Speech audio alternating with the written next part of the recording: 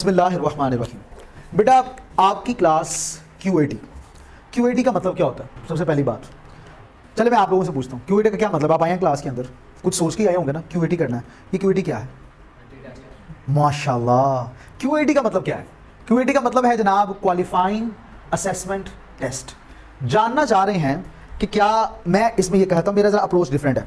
मैं कहता हूँ कि ये टेस्ट इसलिए लिया जाता है कि बच्चे को कहा जाता है कि आप वाकई सीरियस हो कि नहीं हो।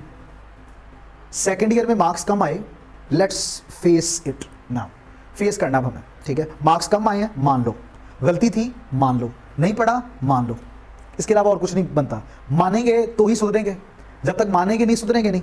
मैं कहता हूं कि ये QAT असल में होता ही इसलिए है कि आपको ICAP सुधरने का एक मौका देता है कि क्या वाकई आप पढ़ने वाले हैं या नहीं पढ़ने वाले, क्या वाकई आप सीरियस हैं अपने फ्यूचर को लेकर या नहीं सीरियस।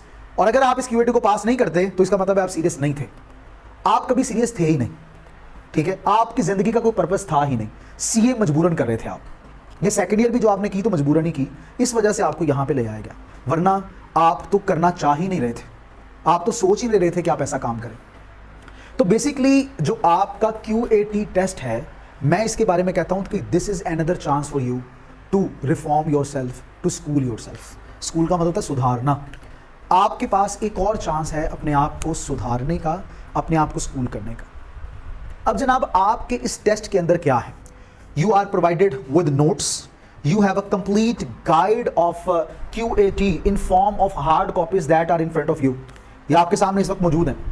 मैं ज्यादा लंबी बात नहीं करूंगा because I am here for QAT English only, लेकिन एक छोटी सी बात बता देता हूं कि द स्टूडेंट हु हैज 50% और मोर देन 50 और लेस देन 60% मार्क्स, यानी जिसके मार्क्स 50% से लेकर 59% तक हैं, वो स्टूडेंट QAT टेस्ट में अपीयर लाजमी होगा।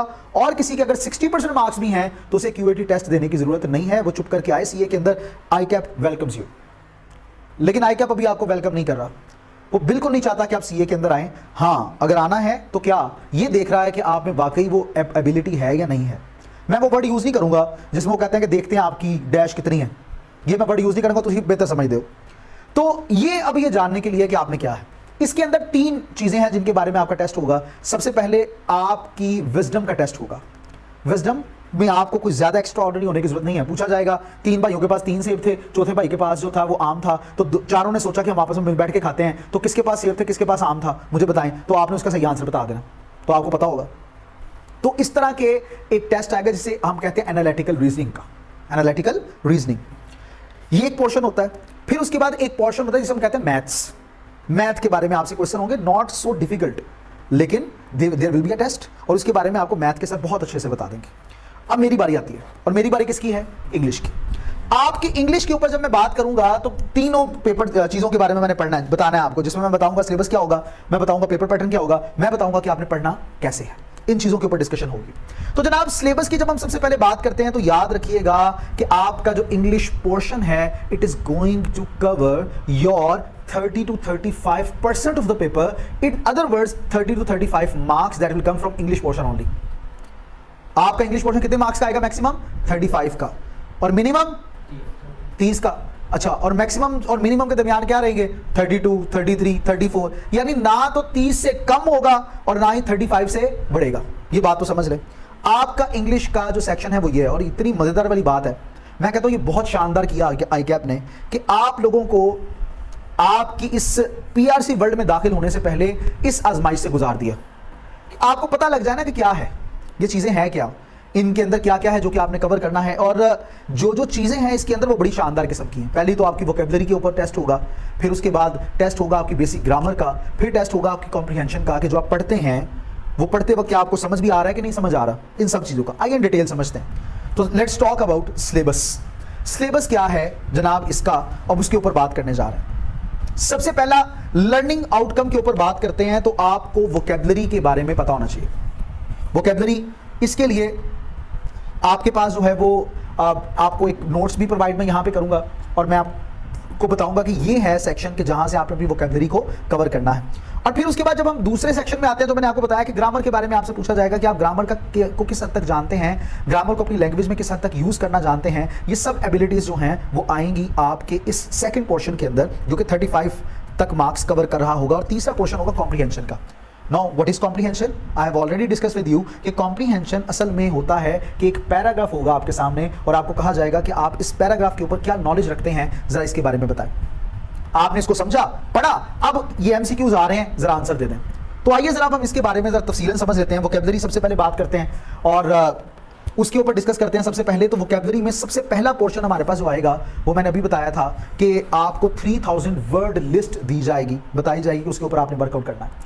यानी क्या करना है कि आपके सामने वर्ड आएगा, आपने उसका करेक्ट सिनोनिम बताना है या एंटोनिम बताना है। सिनोनिम किसे कहते हैं? उसका मिलता जुलता इंग्लिश वर्ड।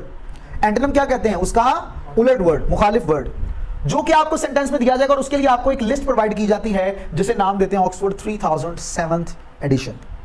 और उसके बाद हो सकता है कि आपको इंस्टीट्यूट प्रोवाइड कर दे कोई लिस्ट। तो बाद में ये कर रहा था कि 3000 ऑक्सफोर्ड डिक्शनरी में वर्ड्स जो हैं उनके ऊपर आपसे पूछा जाएगा और वो लिस्ट आपको प्रोवाइड कर दी जाएगी। और इसके अलावा मैं वो जो लिस्ट आई क्या प्रोवाइड करेगा वो नहीं करता, मैं आपको बताऊं कोई लिस्ट वगैरह जो है ना वो आपको क्यूएटी के लिए नहीं आएगी, लेकिन मैं आपको बता देता हूं क्या लिस्ट होगी। आपके फर्स्ट ईयर और सेकंड ईयर के इंग्लिश के वर्ड्स जो आपने फर्स्ट ईयर सेकंड ईयर के अंदर प्रोज को पढ़ा, फर्स्ट ईयर सेकंड ईयर के अंदर हीरोज को पढ़ा आपने, सेकंड ईयर में, फर्स्ट ईयर में आपने शॉर्ट स्टोरीज को पढ़ा। यानी आपको अगर सिर्फ ये 3000 वर्ड्स आपके पास हों, सिनोनिम्स वो भी मैं आपको दे दूंगा, इडियम्स वो भी मैं आपको प्रोवाइड कर दूंगा। यानी जो चीज मैं आपको दे दूंगा इंशाल्लाह उसी में से आएगा, उसे बाहर से नहीं आपको आएगा। ठीक है, तो पहला पोर्शन तो वोकैबुलरी का ये हो गया। अच्छा, फिर उसके बाद क्या होगा? आपको वर्ड लिस्ट के अंदर जो बताया, हो सकता है कहते हैं कि जनाब सेंटेंसेस बनाएं, इस वर्ड का सेंटेंस बनाएं। ईडियम को दे दिया जाएगा, आपको कहा जाएगा तरीके सेंटेंस बनाएं।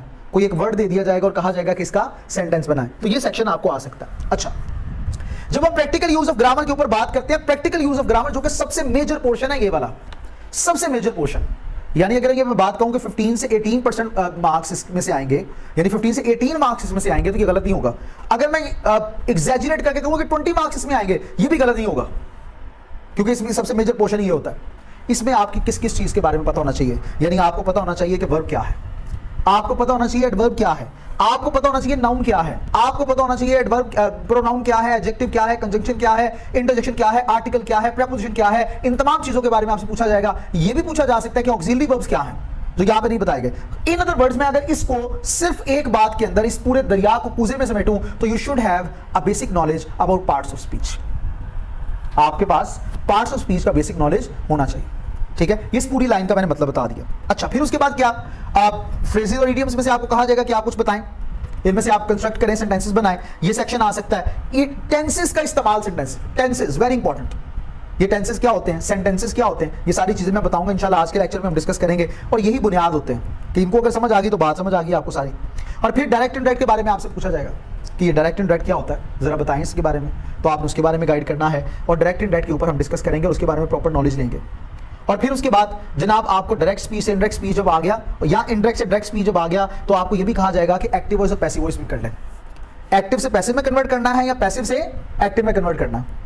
और ये सबसे आसान होता है, टेंस से भी ज्यादा आसान ये है पैसिव वॉइस। कैसे वो मैं आपको बताऊंगा, वो भी डिस्कशन कर लेंगे। क्लियर, ये बात समझ आ गई। इसके बाद ये भी जरा बात चलते चलते देख लेते हैं कि आप लोगों को capital letters, question mark, exclamation mark, full stop, asterisk, इसी तरह जनाब inverted commas, capital letters, in short इस पूरी लाइन को अगर मैं कहूं तो you should have knowledge about punctuation.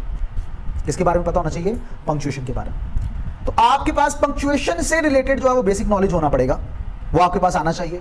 ठीक है, अच्छा अगली बात, और पंक्चुएशन के बाद प्रैक्टिकल यूज ऑफ ग्रामर में कॉम्प्रीहेंशन है। क्या है comprehension? Now what is comprehension? Comprehension किसे कहा जाता है? कॉम्प्रीहेंड से निकला है कॉम्प्रीहेंशन। और कॉम्प्रीहेंड का मतलब क्या होता है? समझना, अंडरस्टैंड करना। There will be a paragraph in front of you and you will be told to read this paragraph and understand this paragraph. After that there will be some MCQs and you have to tick the right answer and that right answer will be one mark or 2 mark each. ठीक है, ये आपके सामने आ जाएगा। अगर मैं इस तमाम चीज़ों के ऊपर बात करूँ, ये जो हमने अभी इंग्लिश के ऊपर बात की, तो मैं कहूँगा कि आपको इंग्लिश अगर QAT की पास करनी है तो ये 3 चीज़ें आपको आनी चाहिए। कितनी चीज़ें? 3 चीज़ें। पहली चीज़ क्या है? ग्रामर। आपको ग्रामर के बारे में पता होना चाहिए, बेसिक ग्रामर के बारे में। सेंटेंस क्या है, टेंस क्या है, ये जो सेंटेंसेस होते हैं ये असल में क्या, किस बला का नाम है, सेंटेंसेस की टाइप्स क्या होती हैं, टेंसेस किसे कहा जाता है, इस चीज़ के बारे में आपको नॉलेज होनी चाहिए। फिर वोकैबुलरी के बारे में आपको पता होना चाहिए कि वोकैबुलरी क्या है, और मैंने आपको बताया कि वोकैबुलरी का क्या क्या पोर्शन है जो कि आपको पता होना चाहिए, इसके ऊपर आपने देखना है। और फिर तीसरा रीडिंग प्रैक्टिस। या आपकी रीडिंग प्रैक्टिस के ऊपर एक इम्तिहान होगा और आपसे पूछा जाएगा कि आपने रीडिंग के तौर पर, यानी एक वर्ड को, एक सेंटेंस को, एक पैराग्राफ को आपने पढ़ा, पढ़ने के बाद क्या समझ आई आपको, अब इससे मुतालिक MCQs हैं, जरा इनका आंसर दे दो, ठीक है। तो this is called reading comprehension. तो इसके ऊपर भी हम डिस्कस करेंगे और इसके ऊपर भी हम बात करेंगे कि ये कैसे की जाती है, ठीक है। तो ये था जनाब हमारा पोर्शन कि जिसके अंदर हमने पढ़ा कि QAT इंग्लिश क्या है, हमने पढ़ा QAT इंग्लिश के अंदर क्या क्या पोर्शन आपको आएगा, और हमने पढ़ा कि क्या क्या चीज़ें हैं कि जो आपको जिनके अंदर अच्छे तरीके से अंडरस्टैंड करना और फेमिलियर होना आप लोगों के लिए ज़रूरी होगा। तो आइए अब ज़रा इसके मॉडल पेपर पर नज़र डाल देते हैं, देखते हैं कि क्वेश्चन किस तरह से आपको आए। मैं ये नहीं अभी कहूँगा कि मुझे आंसर बताएं, मैं इस तरफ नहीं आपको लेके आऊँगा, लेकिन मैं कम से कम आप लोगों को जो है वो इसकी बेसिक जो अंडरस्टैंडिंग है वो तो ज़रूर डेवलप करवा दूंगा कि आप इस चीज़ को समझ पाओ और अंडरस्टैंड कर पाओ कि ये क्या है। तो आइए ज़रा कंप्लीट गाइड इसके ऊपर ज़रा बात कर लेते हैं कि ये असल में QAT के अंदर इंग्लिश का पोर्शन क्या है और कुछ बेसिक नॉलेज, ताकि हम उसे अच्छे तरीके से अंडरस्टैंड कर पाएँ। तो जनाब